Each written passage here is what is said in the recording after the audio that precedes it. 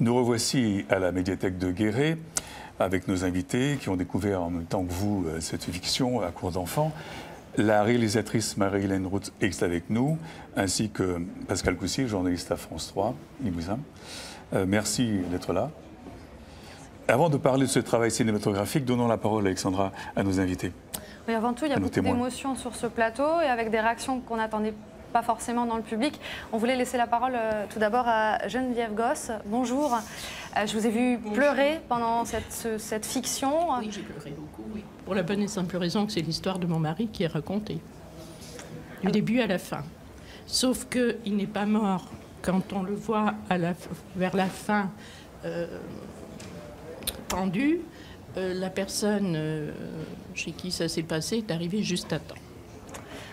Je vais vous demander, je sais que vous êtes très ému de parler près du micro. Oui. J'imagine que de voir en image ce qui évoque un passé pour vous doit être très douloureux aujourd'hui, encore aujourd'hui. Ah oui, oui. Mon mari est décédé en 2013. Et c'est vrai que c'est encore très très dur. Et il m'avait demandé de continuer de poursuivre son histoire. C'est ce que je fais. Libérer la parole. Voilà, libérer la parole pour que justement ça ne se reproduise plus. Merci beaucoup. Mais c'est moi qui vous remercie d'avoir pu Merci d'avoir partagé ça avec nous. On sait que ça suscite beaucoup d'émotions. Oui, merci d'avoir partagé ça avec nous. Je vous en prie, j'étais là aussi pour que toutes les horreurs qui ont été dites sur Madame Mandanson, c'est des mensonges, ce sont des horreurs, sur moi aussi d'ailleurs, par un autre organisme qui devrait nous représenter, parce que ce qui est dramatique dans cette histoire aussi, c'est que personne ne s'entend. Et ça, c'est grave. Et j'étais là aussi pour ça, parce qu'elle ne mérite pas ce qui lui a été dit. Laissez de côté les tensions. Merci d'être venu. Je vous remercie beaucoup. Ah, merci. Laissons de côté les tensions et laissons justement la parole aux témoins de cette histoire, aux autres témoins. Justement, Madame Mandanson, bonjour. Merci d'être avec nous aujourd'hui. Pour vous aussi, on va laisser passer Madame Goss. Merci. Merci d'être là. Je le disais, il y a beaucoup d'émotions. Pour vous, cette fiction, c'est aussi une réalité. Vous avez été arraché à votre île, vous aussi, vous aviez 3 ans quand vous avez quitté l'île de la Réunion avec vos 5 frères et sœurs. Et ce moyen-métrage, comme pour Madame Goss, il peut faire écho à quelque chose pour vous, puisque l'un de vos frères a mis fin à ses jours à l'âge de 32 ans. Et que malheureusement, cette fiction n'exagère pas les choses. Le suicide, ça a été une réalité pour des Réunionnais de la Creuse. C'est une fiction proche de la réalité, car je peux vous assurer que nous avons tous des parcours plus ou moins difficiles, mais ce point commun qu'est le déracinement. Et dans tous les témoignages que je peux entendre de mes compatriotes, il y a eu des parcours inhumains, comme Jean-Pierre Goss, voilà, qui vraiment, voilà. Cette fiction est très proche de la réalité, et c'est vrai que mon frère, à 32 ans, a mis fin à ses jours parce que, bon, il vivait avec les démons du passé, et le traumatisme est encore très présent chez nous, même si nous avons réussi.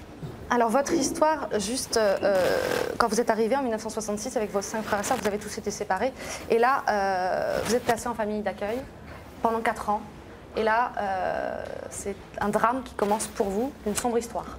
À l'âge de 3 ans, j'ai été exilée de mon île avec toute ma fratrie. Nous étions 6. Arrivés à Guéret, nous avons tous été séparés. Moi, je me suis retrouvée dans une famille d'accueil, dans un climat de violence, donc maltraitée pendant 4 ans. Par la suite, j'ai été adoptée par une famille aimante. J'ai reçu une bonne éducation, mais j'ai quand même vécu dans le mensonge. On s'est parlé avant cette émission, vous m'avez raconté que c'est par hasard, en ouvrant un placard, que vous découvrez que vous avez été adoptée. À l'époque, vous avez 16 ans quand vous découvrez l'histoire. Je suis adolescente, j'ai 16 ans et je découvre pour la première fois que oui, je découvre qu'en réalité, tous mes questionnements que j'avais depuis toute petite, je n'avais pas tort, voilà, que c'était vraiment quelque chose, voilà, ma couleur de peau, j'étais bronzée, mes parents étaient blancs, toutes ces questions au fil des années, en fin de compte, c'était la réalité. J'ai été adoptée, j'avais, en fin de compte, je suis arrivée, je m'appelais Marie-Germaine Périgogne, on m'a changé mon nom, mon prénom et mon lieu de naissance. Voilà, j'ai vécu pendant des années dans le mensonge, je vivais dans un village proche de Guéret, alors que mes frères et sœurs étaient ici, c'est-à-dire qu'on se croisait dans Guéret sans savoir qu'on était frères et sœurs. À l'âge de 16 ans, pour moi, ça a été un tsunami. J'ai ressenti de la colère, beaucoup de colère, parce qu'on n'a pas le droit de mentir à des enfants comme ça pendant tant d'années. Nos origines sont là, on a besoin de connaître notre identité. D'où on vient, qui je suis. Cette question d'identité, elle va revenir tout au long de l'émission. Valérie Andanson, restez avec nous, on va reprendre la discussion. Alors, je me tourne désormais vers Marie-Hélène Roux. C'est vous qui êtes la réalisatrice donc, de cette fiction À court d'enfants. Il s'agit bien d'une fiction. Oui, oui, bien vous l'avez sûr, voulu bien sûr. comme fiction. Oui, parce que moi, bon, je travaille dans le cinéma, donc j'aime écrire et réaliser, le travail de comédien. Donc je suis tombée sur ce fait historique par hasard, en faisant des recherches sur Internet. Et à ma propre stupeur, j'ai découvert cette histoire, alors que j'ai de la famille réunionnaise, mes grands-parents sont réunionnais. Et je me suis dit, et j'en ai parlé, et tout le monde me dit, mais non, je ne connais pas. Et les peu de personnes à laquelle j'ai parlé m'ont dit, ne t'en mêle pas, parce qu'il ne faut pas en parler. Et je me suis dit, mais si je ne suis pas historienne, donc je peux pas, je suis pas là pour prendre la parole, mais en ce sens-là, mais quand j'ai vu cette histoire, je me suis dit, j'aimerais imaginer le récit différent de deux enfants, et toute l'intolérance, tout le mensonge d'État qui est étalé, toute la souffrance, et aussi l'ignorance qu'il y avait à cette époque. Donc moi j'ai traité, c'est une fiction, et c'est toujours délicat parce que je vois tellement de visages et un passé, et moi c'est... Alors justement, ce film a été projeté d'abord aux Réunionnais de la Creuse. Oui. Comment ont-ils réagi ? Beaucoup d'émotions, comme aujourd'hui, comme vous le voyez aujourd'hui. Beaucoup de reconnaissance, parce que j'ai eu certaines familles qui sont venues vers moi en me disant « Merci parce que mon père, aujourd'hui, me parle de quelque chose qui m'a caché pendant 50 ans ou 30 ans. » Et après, bien sûr, j'ai eu quelques voix, mais bon, pas beaucoup, des quelques voix discordantes qui disaient « mais de quoi vous mêlez-vous » ou « ça c'est mon histoire, vous n'avez pas le droit d'y toucher ». Et je comprends, parce que quand il y a autant de souffrance, je comprends qu'on puisse avoir parfois cette réponse-là. Alors, vous l'avez dit tout à l'heure, ce sujet a été longtemps tabou, oui. Sur les pupilles de la Creuse. Qu'est-ce qui vous a conduit à vouloir traiter cette histoire vraiment comme une fiction, finalement? C'était plus facile? C'est ce que moi je fais, je suis auteure-réalisatrice, donc c'est une démarche qui est différente. Moi j'aime le travail de l'image, même si aujourd'hui on parle du fond plus de la forme. J'aime que les histoires permettent, une fiction permet à tout à chacun de rentrer dans la peau du personnage. Quand on regarde un documentaire, il y a une distance qui s'installe parce que c'est la vie d'un tel ou d'une telle. Mais je trouve que la fiction permet d'aller plus loin, et encore, je voulais témoigner de quelque chose et ne pas apporter de réponse. Je voulais tout laisser en suspens et que tout à chacun puisse apporter une réponse. D'accord. Merci beaucoup. Réussi, en tout cas, oui, fait réussi. Merci d'être venu nous expliquer votre démarche. Alors, le suicide qu'on a vu dans ce moyen-métrage n'est pas le seul drame qui a pu être vécu par tous les enfants. Je me tourne vers vous, Marie-Jeanne Boyer, bonjour. Bonjour. Vous êtes arrivée en France à l'âge de 8 ans avec votre sœur qui en avait 12. Votre maman était décédée quand vous étiez tout bébé. Votre papa victime d'un règlement de compte à l'âge de vos 6 ans. C'était déjà une histoire difficile pour vous alors que vous étiez bébé. Au lendemain de la mort de votre grand-mère, le premier drame, les gendarmes vous emmènent. Oui, dans la rue, donc dans la ville, on est allé faire quelques courses pour laver les draps, enfin, etc. Et on n'est pas allé bien loin lorsque 2 policiers nous ont enlevés pour nous emmener à l'orphelinat. Donc on était complètement abasourdis. Vous vous rappelez ces instants? Ah oui, je les vois comme si c'était hier, et on est groggy parce qu'on se demande ce qui se passe. Alors du coup, période de transit sur l'île de la Réunion, puis vous allez finalement basculer vers le foyer de l'enfance de Guéret. Et un jour, vous me l'avez raconté, un couple arrive, un couple âgé, qui va vous emmener, vous et votre sœur, dans leur maison. Et là, vous allez être le témoin d'un nouveau drame extrêmement difficile que vous voulez bien nous confier aujourd'hui. Oui, donc il s'agit du viol quotidien, donc toutes les nuits, de ma sœur qui dormait, enfin qui partageait le même lit que le mien. Et donc, je ne respirais pas pour susciter je ne sais quel sentiment de la part de cette personne odieuse. Donc ça a été vraiment une tragédie, et puis des violences aussi où tout le monde se battait, et c'est pas constructif, c'est franchement désopilant, quoi. Vous avez réussi à sortir, on peut qualifier ça d'enfer, votre sœur et vous avez réussi à sortir de cet enfer, vous avez fait des études, vous êtes parti à l'internat. La vie a continué, la vie a gagné. Malgré tout, il reste un poids et un échec, peut-être pour vous, le fait de n'avoir jamais réussi à avoir des enfants, à pouvoir faire des enfants. Oui, bien sûr que c'était mon but, mon souhait d'avoir une famille, une maison, des enfants. Et donc, on ne m'a pas donné cette chance-là. Et même avec des traitements, rien n'y a fait. Donc, c'est un échec, encore une fois. Ce drame, il reste présent en vous? Oui, même encore. Et ça sera irrémédiable. Il faut avoir de la force de caractère, c'est ce qui est présent quand on entend les nombreux témoignages de tous ces enfants que vous avez été. Il faut beaucoup de force de caractère. Qu'est-ce qui vous a fait tenir? Je pense que je me bats et j'ai une mission à remplir, celle de ma sœur qui a mis fin à ses jours à l'âge de 48 ans, parce qu'elle avait perdu son fils tragiquement. Et il faut que je me batte pour elle et pour ceux qui ont disparu prématurément. Et voilà, que ça ait un sens pour les générations à venir. Du sens, on va essayer d'en donner aujourd'hui sur ce plateau. L'avenir s'annonce plus positif, vous avez de l'espoir? J'ai de l'espoir, évidemment, sinon je ne serais pas là. Mais c'est un fardeau et un boulet d'être voilà, dans ce combat, donc il faut y aller. Merci infiniment, Marie-Jeanne Boyer, d'avoir accepté de venir partager ces instants du passé avec nous. Merci beaucoup. Merci. Gilbert. Alors, moi, je vais me déplacer. Je vais m'installer auprès de Germaine Wirmoux. Bonjour, madame. Merci d'avoir accepté de nous rejoindre pour cette émission. Alors, vous avez travaillé, vous, comme employé au foyer de l'enfance de la Creuse, de Guéret, donc, pendant presque 6 ans. De 1966 à 1972, on dit. Et vous avez connu mon oncle, puisque lui, il resté là 19 mois à la direction du foyer, avant de devoir démissionner. Alors, quels souvenirs gardez-vous de ces enfants réunionnais? Moi, déjà, je peux parler du nom de Périgone. J'ai connu toute la famille, je ne savais pas où ils se trouvaient, tout ça. Mais bon, les autres, je les ai tous en photo. Et dans la tête. Ah oui, ça, c'était tellement poignant. L'histoire de la neige, là, c'était aussi quelque chose... je ne sais pas, pour eux, ils ne connaissaient pas ça, donc... nous, on ne pouvait pas se mettre à leur place. Moi-même, je ne pensais pas qu'il n'y avait pas de neige du tout à La Réunion. Il y a des endroits où il n'y a pas de neige, hein, d'accord? Mais voilà, oui, mais... Alors, vous avez dit qu'il y avait beaucoup d'enfants, en fait, au foyer de la Creuse. Au foyer de Guéret. Ah oui, ça... l'écart... Il y avait même des matelas par terre. Ah ben, on était obligés...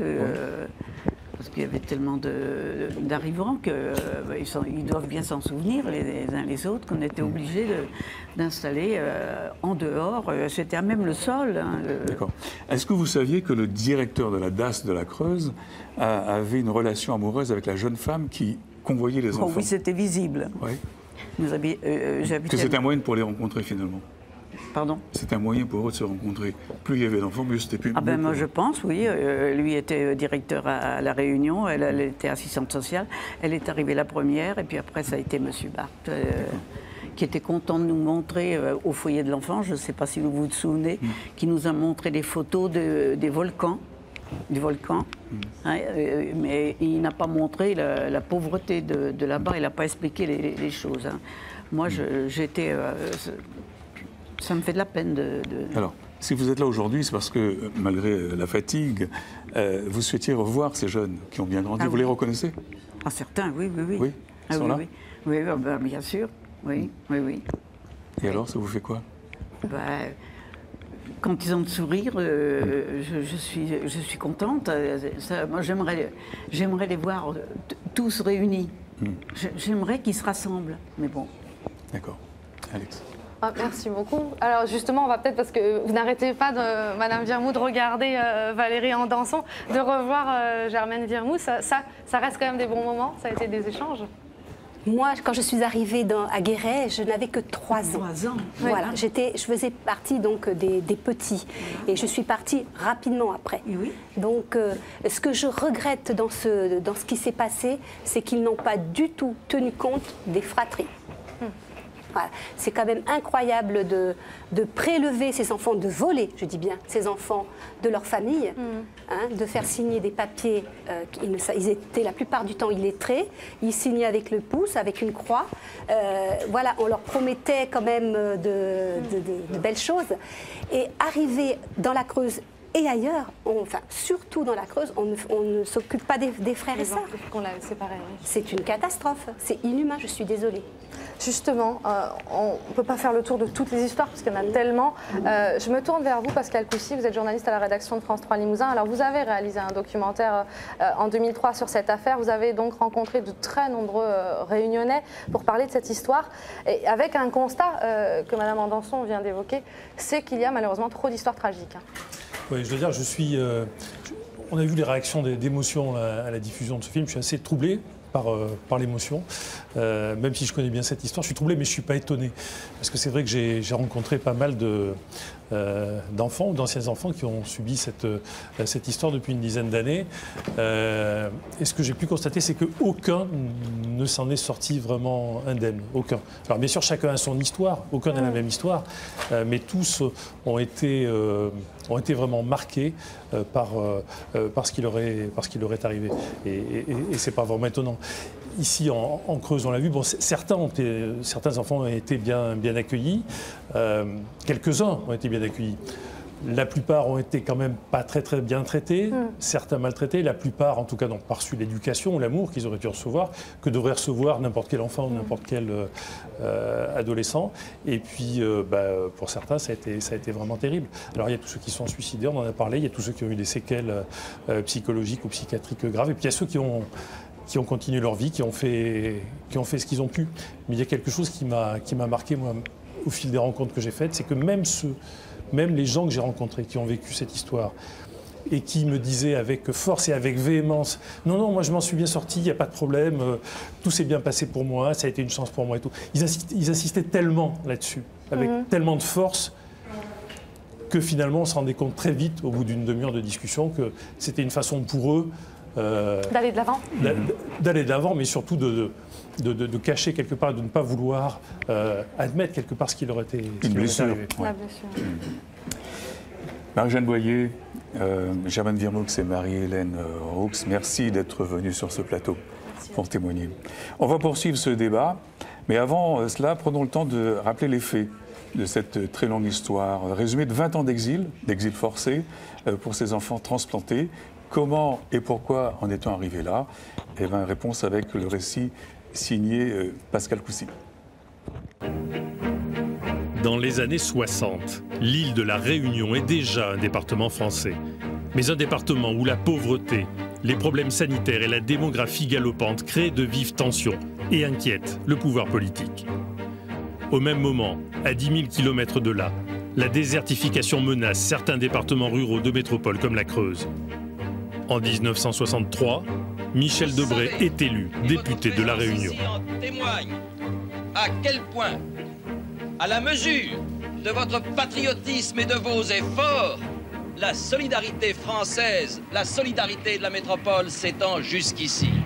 Face à une situation explosive, dans un contexte géopolitique où le Parti communiste réunionnais pourrait être tenté par la révolution et l'indépendance de l'île, Michel Debré décide d'accélérer la migration massive des Réunionnais vers la métropole. Entre 1962 et 1982, 2150 enfants et adolescents réunionnais sont enlevés à leur famille par la DAS, puis exilés en métropole sans billet de retour. Certains étaient orphelins, mais beaucoup ont été enlevés à leurs parents dans des familles pauvres, contre la promesse d'études en métropole ou d'un retour pour les vacances qui n'aura jamais lieu. La majorité d'entre eux ont atterri en Creuse dans des foyers, des familles d'accueil ou des fermes. J'avais 8 ans. Je suis arrivée par le train de Guéret jusqu'à Vieilleville.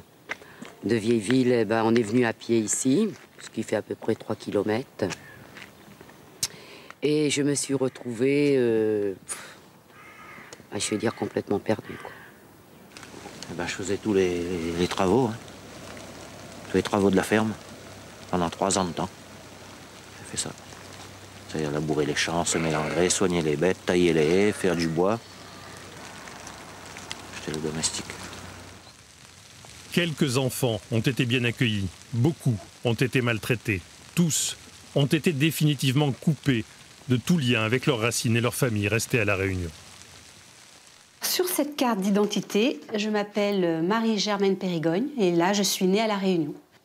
Et sur celle-ci, je m'appelle donc Valérie, en Danson, et je suis née à La Brionne, dans la Creuse. C'est-à-dire qu'on m'a changé mon nom, mon prénom et également mon lieu de naissance. Dans les années 60, à Guéret, les petits Réunionnais ne passent pas inaperçus, comme le relate la presse locale de l'époque. Tous les employeurs qui ont pris comme apprentis ces jeunes gens s'en montrent extrêmement satisfaits. Cette expérience d'envoi massif d'enfants de La Réunion dans un département de métropole est la première tentée. Il faut penser que devant les excellents résultats qui ont été enregistrés, elle sera renouvelée. Les excellents résultats sont en fait parsemés de désespoir et de suicide, malgré les alertes donnés directeurs du foyer. J'ai vu qu'il n'y avait pas possibilité de les faire retourner. J'ai dit, arrêtez le massacre, n'envoyez plus d'enfants. Monsieur Debré était au courant qu'il y avait des enfants qui étaient malheureux, que son opération ne marchait pas très bien en fait. Ah bien sûr. On a fait un conseil d'administration extraordinaire. J'étais viré comme un malpropre. L'exil forcé de plusieurs milliers d'enfants réunionnais ne prendra fin qu'en 1982. Le lien familial du sang même, j'ai l'impression qu'on me l'a coupé. On prend un bananier, on essaye, on l'a enlevé, on l'a foutu là. C'est-à-dire on l'a mis et puis à lui se débrouiller de repousser, de faire son chemin. Mais je vois que j'aurai toujours quelque chose de cassé. Que même si je retrouvais ma terre ici, il y a toujours quelque chose qui me manque.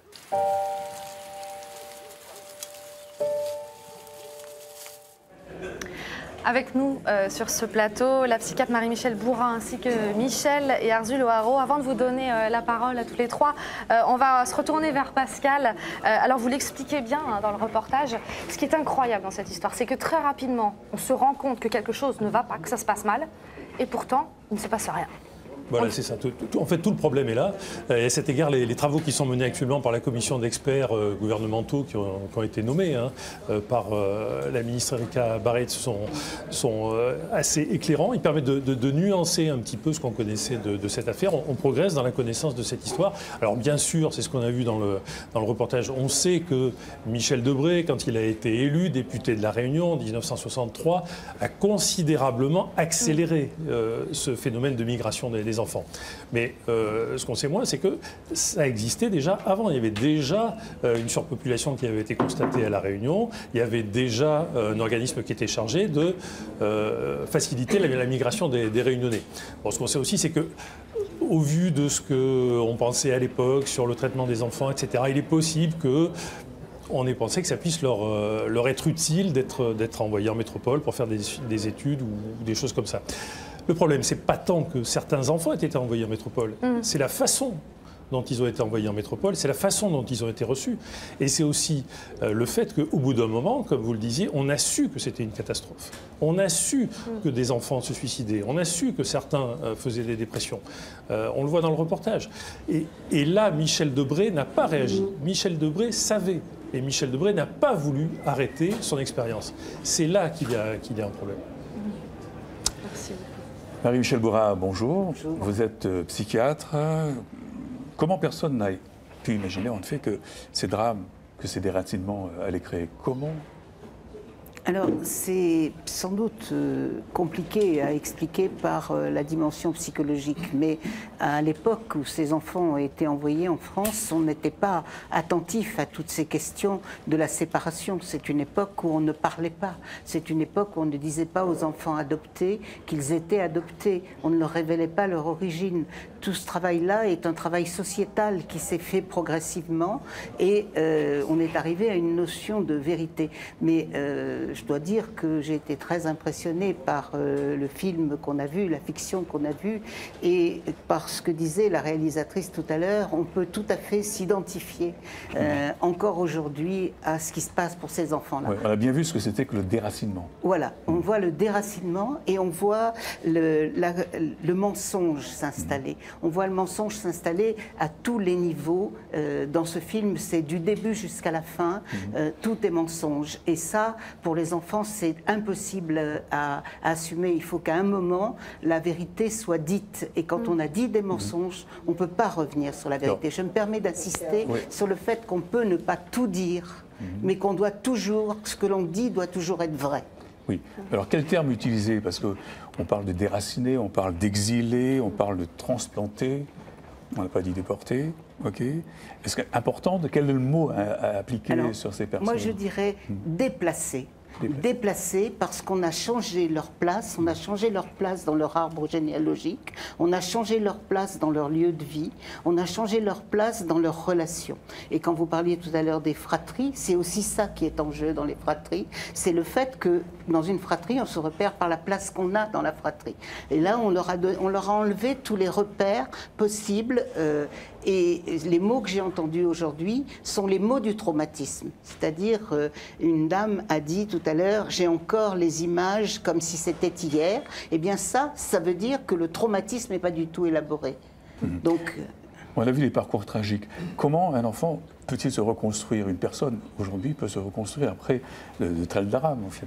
Alors, des parcours tragiques, il y en a de deux façons. Il y a des parcours tragiques à cause du déplacement et de la rupture dont nous parlons et de la perte des repères. Et puis, il y a les ruptures tragiques face à l'agressivité, à la violence et à la bêtise. Et je trouve que ce documentaire est très intéressant à regarder aujourd'hui parce qu'il en dit long sur la bêtise qu'on peut avoir sur le plan humain et qu'elle n'est pas complètement exclue de notre société d'aujourd'hui. Et ça doit nous inciter à y réfléchir. Et on peut quand même se reconstruire positivement? Oui, on peut se reconstruire. Oui, on peut se reconstruire. On peut se reconstruire toute la vie. Et ça, c'est un élément extrêmement positif. Mais ça ne veut pas dire pour ça qu'il ne restera pas une cicatrice. Vous savez, une cicatrice, vous l'oubliez sur votre peau quand elle est là, la cicatrice. Mais il y a des gens qui vous disent c'est quand le temps change que je sens ma cicatrice. D'autres qui vous disent quand j'y touche ou quand quelque chose vient m'y faire penser.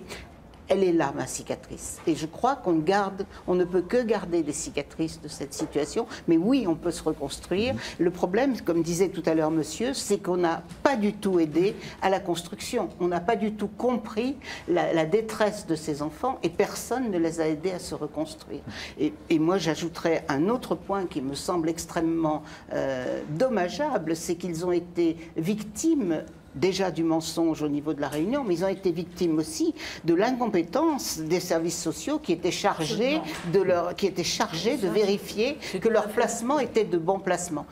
Et je crois que ça interroge parce qu'il y a encore des auteurs aujourd'hui qui écrivent et qui disent et qui ont un certain succès dans la presse nationale en disant qu'il faut retirer les enfants aux parents qui ne sont pas capables de s'en occuper. Il y a toute une polémique qui existe au niveau de la pédopsychiatrie d'aujourd'hui. Ce ne sont pas les mêmes questions, ce ne sont pas des problèmes de pays, mais ce sont des problèmes de milieu sociologique et de troubles du comportement.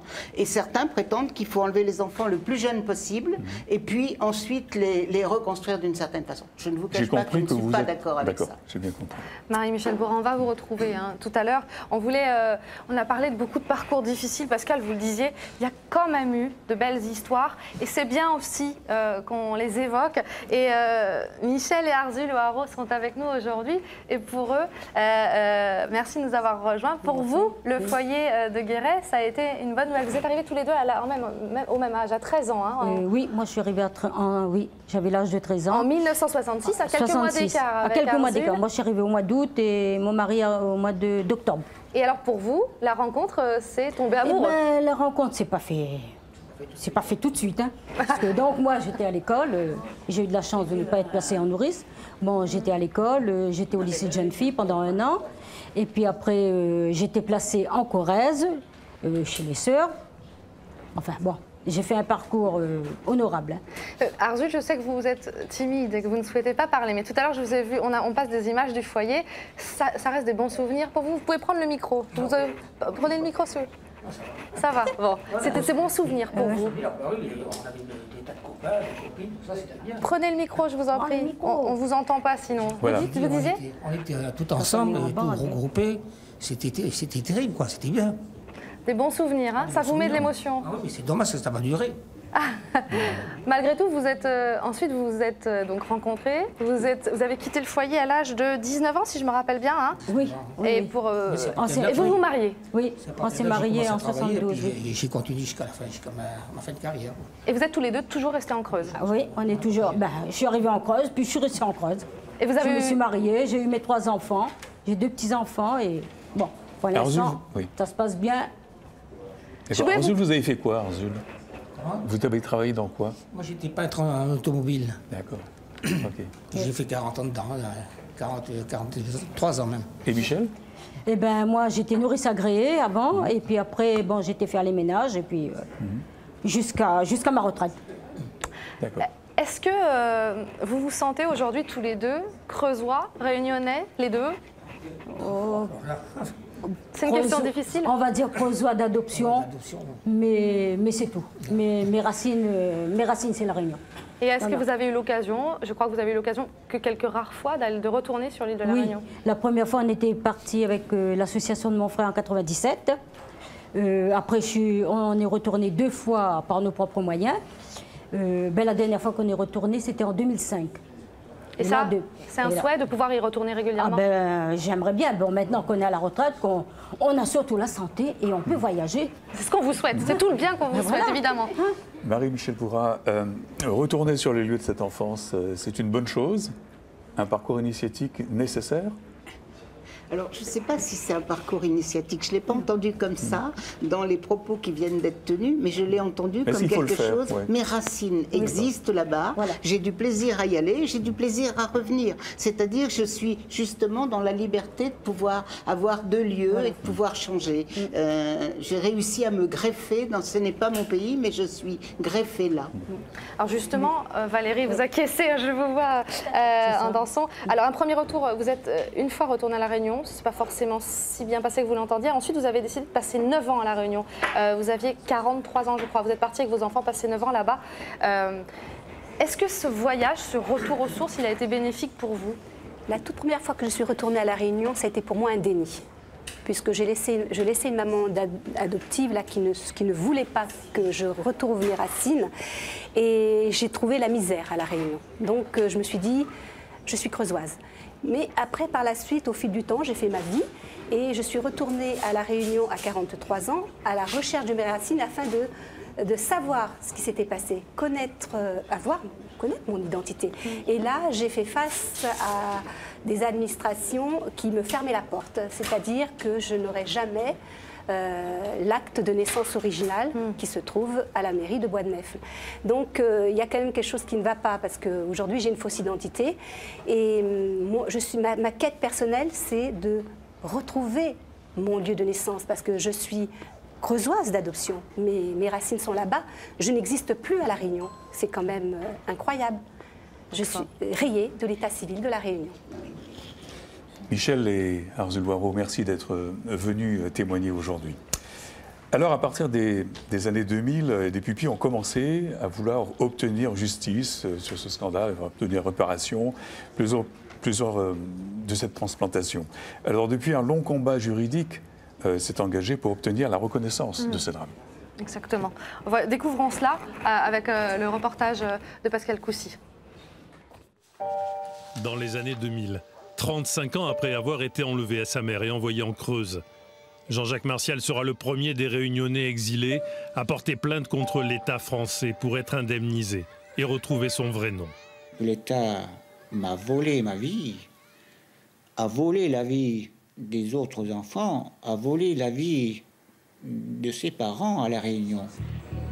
Peu à peu, les anciens Réunionnais de la Creuse vont se regrouper en associations et les actions judiciaires vont se multiplier, avec le concours plus ou moins intéressé de plusieurs ténors du barreau. Il n'y a, je crois, rien de plus odieux qu'un pouvoir qui abuse de son pouvoir. Et qui, quand on le lui dit, a le culot, rapport de l'inspection des services, propos tenus par les personnes dont je citais les noms tout à l'heure, d'oser nous dire qu'ils ont fait le bien de l'humanité. Vous voyez ce que je veux dire? On aurait dit à un de ces préfets, vous êtes préfet de Meurthe-et-Moselle, vous allez prendre tous les enfants de la DAS et les envoyer à La Réunion, il aurait refusé d'obéir. Le préfet qui est à La Réunion, on lui dit prenez ces enfants qui sont nés à La Réunion, où il y a une histoire différente de celle des autres départements français, faites-leur faire 10 000 km pour aller en France, dans la Creuse. Ils ont accepté de le faire. Je pense que de la part des fonctionnaires français, c'est particulièrement déshonorant. Mais tous ces recours judiciaires seront des échecs pour les Réunionnais, jusqu'à la Cour européenne des droits de l'homme. Alors qu'ils avaient perdu tout espoir, c'est l'Assemblée nationale qui va changer la donne. Le 18 février 2014, sur proposition de la députée réunionnaise Erika Bareitz, la représentation nationale reconnaît les faits et la responsabilité de l'État dans le drame vécu par les enfants réunionnais. C'est comme si qu'un chirurgien prend un scalpel et puis bon, qui va recoudre.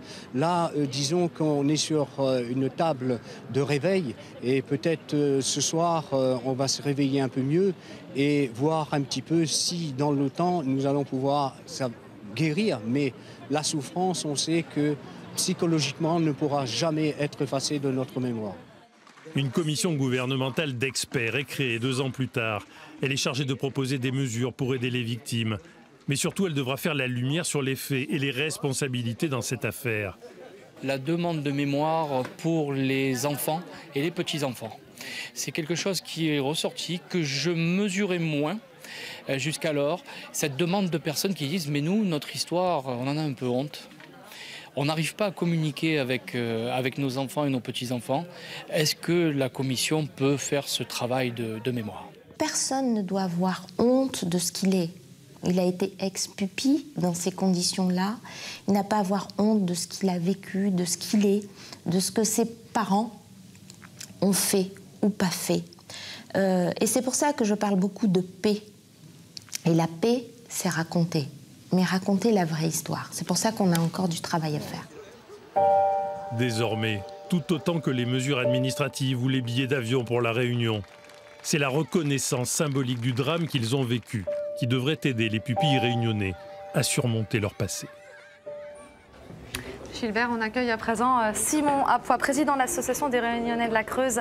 Bonjour. Alors, vous êtes, je résume, c'est difficile de résumer toute une vie, mais je résume votre arrivée vous êtes arrivé à 12 ans en France, enlevé à votre grand-mère qui vous avait recueilli. Après non, elle n'a pas été enlevée. Ça veut dire que la grand-mère, à l'époque, elle avait tellement d'enfants à s'en occuper, c'était peut-être une charge pour elle. Et en plus, bon, elle connaissait la politique de Michel Debré puisqu'elle travaillait à la préfecture. Mais c'est vrai que elle nous a tout caché.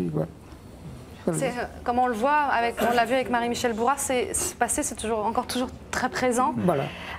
Aujourd'hui, il y a quand même du positif qui avance, il y a une reconnaissance. Le dernier mot du reportage de Pascal, c'est ça, c'est une reconnaissance. Voilà, 12 Est-ce que ça vous fait du bien? Ah oui, ça fait du bien, puisque quand je vois le résultat, où c'est qu'on est arrivé à un tel niveau, c'est vrai qu'on a eu des chapes de plomb, jamais on a été épaulé, même au niveau administratif et tout. On nous a tout le temps balancé les pots de banane, on n'a jamais possédé de subventions et tout. Et donc c'était une affaire qui dérangeait, hein, même ici, dans la Creuse. Et on s'est battu, on n'a jamais laissé. Hein. Donc on a travaillé avec ses propres moyens et tout. Hein. Vous êtes fier du chemin parcouru? Ah oui, là je suis là pour le dire, je suis très fier. Le train est arrivé en marche, j'ai emmené tous mes compatriotes jusqu'au bout, puisque beaucoup ne croyaient pas qu'on allait réussir. C'est pour ça qu'il y a eu la fuite de certains de nos compatriotes. Ils ne pensaient pas qu'on allait arriver à un tel niveau. Et aujourd'hui, c'est une vérité qui est là à tous ensemble, de voir que on va pouvoir retourner sur notre département avec le plus grand plaisir de nos concitoyens. Oui, parce qu'on propose des billets d'avion et une assistance psychologique et juridique. On va peut-être en parler avec Valérie Andançon. De la suite, qu'est-ce qui va se passer maintenant? Oui, alors c'est vrai que les choses ont bougé rapidement depuis 2014. 2016, une commission se met en place et vous faites partie depuis février 2017 d'une commission de suivi. Du groupe de suivi. Ça s'appelle comme ça, du groupe de suivi. Donc vous suivez comment les décisions prises par le ministère de l'Outre-mer se mettent en place, c'est ça? Voilà, je dirais, avant de parler du groupe de suivi, que sans le texte de résolution d'Erika Barretch, de 2014. De 2014, de 18 février 2014, notre histoire serait restée dans l'ombre. Donc je remercie Madame Barretch d'avoir été là en tant que femme politique et femme, comment dire, motivée personnellement dans ce combat. Donc elle a mis en place, elle a fait 3 propositions, les billets d'avion, le groupe, enfin la cellule psychologique et la cellule juridique. Et elle a mis en place, le ministère des Outre-mer a mis en place un groupe de suivi. C'était composé de 8 personnes, dont 6 ex-mineurs. D'accord. Pour que l'on puisse poursuivre toutes les démarches qui sont mises en place, améliorer, parce qu'il faut améliorer aussi. On a des remontées, voilà, des expériences qui vont nous permettre d'améliorer le dispositif. Alors, depuis février 2017, il y a eu 2 réunions déjà. Tout à fait. Depuis février 2017, nous avons eu 2 réunions du groupe de suivi. Et vous avez obtenu quoi? Qu'est-ce que vous avez noté? C'était plus le côté technique des accords cadres qui ont été signés pour les billets d'avion. C'est voilà, mettre et faire remonter, parce qu'on a quand même eu un départ depuis une compatriote qui est allée à La Réunion par le dispositif de l'UDAF. Et pour faire remonter son expérience et voilà, pouvoir améliorer. Voilà. Et je dis, c'est important de mettre en place, que cette cellule psychologique soit présente quand on arrive à La Réunion. Notre compatriote s'est senti abandonné, encore une fois. Là, récemment? Récemment. C'est-à-dire malgré les résolutions, malgré tout ce qui s'est passé depuis? Ça s'est très très bien passé, l'accueil s'est très bien passé, mais il manquait... Il manquait quoi? Ce suivi psychologique. D'accord. Elle s'est sentie abandonnée encore une fois. D'accord. D'où l'importance. On peut se tourner peut-être vers Marie-Michel Bourrat sur cette question. Toutes ces démarches qui sont engagées aujourd'hui, ça nous pose la question de et demain et après.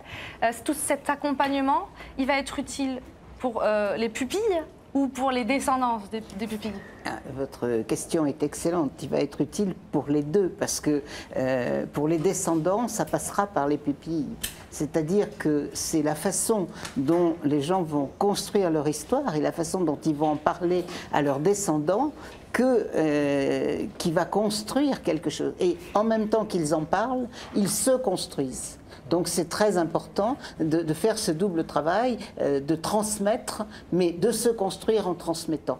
C'est exactement la même expérience que les camps de concentration sur lesquels les choses ont été écrites et où les ressortissants des camps de concentration ne parlaient pas de leur expérience. Ça se découvrait par hasard dans les familles, par la constatation du numéro gravé ou de choses comme ça. Les petits-enfants ne connaissaient pas cette histoire. Et donc là, on est un peu dans le même type de traumatisme, parce que ce traumatisme-là, il a les caractéristiques du traumatisme de tous les traumatismes, mais il a aussi le caractère d'un traumatisme collectif. Un traumatisme collectif, c'est pas tout à fait la même chose qu'un traumatisme individuel. C'est ce qu'on est en train de vivre en France avec les attentats. Ce sont des traumatismes collectifs, et il y a là quelque chose qui se joue dans la dimension où on ne peut pas s'en sortir tout seul, on ne peut s'en sortir qu'en groupe. Et là, je vois bien dans le témoignage que nous a fait tout à l'heure, on voit très bien que la personne qui arrive à La Réunion, elle a le sentiment d'être abandonnée. Mais oui, parce qu'elle se retrouve avec son histoire et elle a besoin d'en parler, et elle ne peut pas en parler avec les gens qui sont là parce qu'ils lui sont étrangers, entre guillemets. Il lui faut quelqu'un qui rentre dans son histoire, et le professionnel est aussi là pour ça. D'accord. Je voulais juste, si c'est possible de rajouter, que l'INAVEM, l'organisme, ça sera dans tous les départements français, c'est-à-dire chaque victime pourra se rapprocher de cet organisme pour pouvoir parler de son histoire. Votre histoire, à vous. J'aimerais, avant qu'on termine cette émission, qu'on dise un mot de votre histoire. Vous avez appris seulement l'année dernière que votre père était toujours en vie. Vous allez retourner sur l'île de La Réunion. Est-ce que vous appréhendez ce retour ? Oui. Oui, parce que même à 54 ans, quelque part, ça va être quelque chose de nouveau pour moi. Comment ça va se passer? J'ai des craintes, bien évidemment, mais j'y vais dans... Votre père ne sait pas que vous allez venir, hein? Non, là, moi, j'y vais simplement dans l'espoir de peut-être, je dis bien peut-être, approcher mon père biologique et de connaître sa famille. Mais je me protège un petit peu quand même et je fais très attention. Je suis suivie psychologiquement depuis le début de l'année. C'est important, effectivement. C'est important. Pascal Coucy, pour construire cette émission, il y a eu beaucoup de travail de fait et j'imagine qu'il y a encore beaucoup de travail à faire. Il y a beaucoup de travail à faire, en particulier pour la commission d'experts qui est présidée par Philippe Vital, qu'on a déjà évoqué. Je voudrais revenir sur deux témoignages. Celui de Valérie Andanson, qui nous disait tout à l'heure que certaines personnes revenaient à La Réunion et qu'elles avaient du mal. Moi, c'est des choses que j'ai pu constater pour avoir accompagné certains ex-pupilles. Et c'est le drame finalement qu'on rencontre avec tous les migrants. Aujourd'hui, on parle beaucoup des migrants, mais c'est un petit peu la même chose. On a des gens qui se retrouvent ici, en métropole, qui croient que leurs racines sont à La Réunion, donc ils ne sont pas chez eux ici. Et puis un jour, ils retournent à La Réunion. Et ça, je l'ai vu de mes propres yeux. Et ils se rendent compte qu'ils ne sont pas chez eux là-bas. Ils sont perdus parce que soit ils ne sont pas bienvenus dans leur famille, soit ils sont perdus, soit voilà. Donc ce sont des gens qui ne sont pas d'ici et qui ne sont plus de là-bas. Et ce sont des gens qui sont perdus. Ça, c'est la première chose. La deuxième chose, c'est le travail de mémoire et le travail d'histoire, parce que la mémoire et l'histoire, ce n'est pas la même chose. Le travail d'historien qui est fait par la commission, qui est extrêmement important. Et vous le disiez, madame, tout à l'heure, les Réunionnais ne pourront se reconstruire que si on raconte l'histoire qui leur est arrivée. Une première étape a été franchie avec la résolution mémorielle qui a été votée à l'initiative de la députée Erika Barretz en 2014 à l'Assemblée nationale. Ça a consisté à dire, eh bien, ce que vous nous racontez depuis des années, ça n'est pas des bêtises, vous n'avez pas menti, ça s'est vraiment passé. Et c'est la représentation nationale qui l'a reconnu. Ça, c'est important. Ça a été de dire, ce que vous nous dites depuis des années, c'est vrai. Et vous avez souffert. La deuxième étape maintenant, c'est de construire l'histoire, parce que l'histoire, cette histoire tragique, aujourd'hui, elle est un peu comme un poison. Elle est un petit peu comme les histoires de famille qu'on connaît dans les familles. Elle est en train de se répandre vers les autres générations. Et seule la connaissance de l'histoire pourra arrêter ce poison. Et ce sera peut-être un jour dans les livres d'histoire. Oui. Nous l'espérons. C'est à travers un récit collectif, la possibilité d'accrocher son histoire personnelle à un récit collectif qui lui donnera tout son sens et toute sa dimension transmissible et de valeur. Ça ne sera plus quelque chose de raté, mais quelque chose d'une valeur ajoutée. Merci beaucoup. Cette émission touche à sa fin. Merci de nous avoir suivis. Merci en tout cas à vous d'y avoir participé. Merci à vous. On n'a hélas pas assez de temps. Merci également à toutes les équipes de France 3 et de Réunion Première qui ont rendu possible cette émission à la médiathèque de Guéret aujourd'hui. Merci à Nadia Adel pour la préparation. Et pour poursuivre la réflexion, rendez-vous sur le site internet de France 3 Nouvelle-Aquitaine et celui de Réunion Première pour découvrir le dossier très complet mis en ligne par Pascal Coucy. Merci à lui. Rendez-vous évidemment en 2018 pour les conclusions de la commission d'enquête que nous allons bien sûr suivre. À bientôt. À bientôt.